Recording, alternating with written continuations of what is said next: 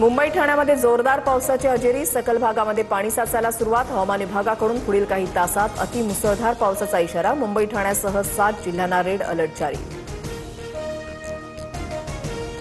मुंबईतील पश्चिम उपनगरामध्ये मुसळधार पाऊस, विरारमधील विवा कॉलेज परिसर जलमय, Nalasopara, Tulinj, central park, station परिसरही पाण्याखाली। पालघर जिल्ह्यामध्ये मुसळधार पावसाचा कहर, अनेक रस्ते पाण्याखाली, मनोर बाजारपेठेमधल्या मुख्य रस्त्यावर 1 ते 1.5 फुटांपर्यंत पाणी साचलं, वाहतूक ठप्प।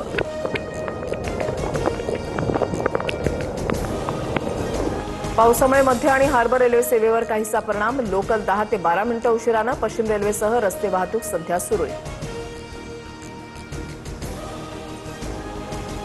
दादरच्या फुल मार्केट परिसरात भलं मोठं झाड कोसळलं, रात्रीच्या सुमारास झाड उन्मळून पडल्याची घटना, तर माटुंगा परिसरात झाड कोसळून 2 वाहनांचं नुकसान, सुदैवानं जीवितहानी नाही। पुण्याच्या सेनापती बापट रोडवर झाड कोसळलं, पार्किंगमध्ये उभ्या असलेल्या वाहनांचं मोठं नुकसान, एका खासगी रुग्णालयाची भिंतही कोसळली। ठाणे, नवी मुंबईसह पालघर जिल्ह्यातील शाळांना सुट्टी जाहीर, पावसाच्या रेड अलर्ट नंतर जिल्हा प्रशासनाचा निर्णय, शिक्षण विभागाकडून आदेश जारी। रेड अलर्टमुळे आपत्ती विभाग अलर्ट मोडवर, मुंबई ठाण्यासह पालघर पनवेलसाठी हेल्पलाईन जारी, आपत्ती काळामध्ये नागरिकांना संपर्क साधण्याचं आवाहन।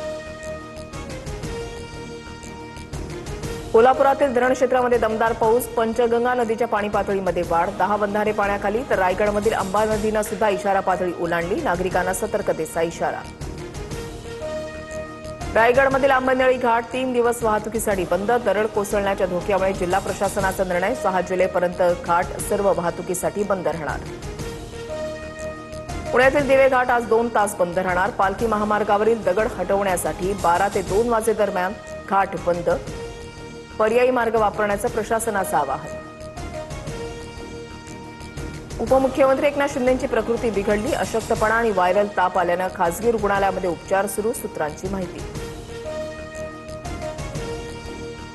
ठाकरेंना आणखीन एक धक्का, पक्षाच्या उपनेत्या शुभांगी पाटील शिंदे सेनेत, श्रीकांत शिंदेंच्या उपस्थितीमध्ये पक्षप्रवेश संपन्न, पक्षप्रवेशानंतर शुभांगी पाटलांची उपनेतेपदी निवड। किशोरी पेडणेकरांनी महापौरांच्या कार्यालयामधील कर्मचाऱ्यांना झापलं, पत्रांची उत्तरं का दिली नाहीत, पेडणेकरांचा अधिकाऱ्यांना जाप, पेडणेकरांनी झापल्यानंतर महापौर ऋतू तावडेंचा फोन, दोघींमध्ये शाब्दिक वाद। उद्धव ठाकरेंकडून रामरक्षा आंदोलनाची घोषणा, दादरच्या हनुमान मंदिरात उद्धव ठाकरे उद्या महाआरती करणार, रामरक्षा हनुमान चालीसा पठण करत राज्यव्यापी आंदोलनाची सुरुवात करणार। लोहगड हत्याकांड प्रकरणातील आरोपींमध्ये सांकेतिक भाषेमध्ये संवाद, आरोपी सिया आणि चेतनचा मोबाईल डेटा रिकव्हर केल्यानंतर माहिती समोर, दरम्यान पोलिसांकडून चेतनच्या मित्रासह नातेवाईकांची चौकशी सुरू।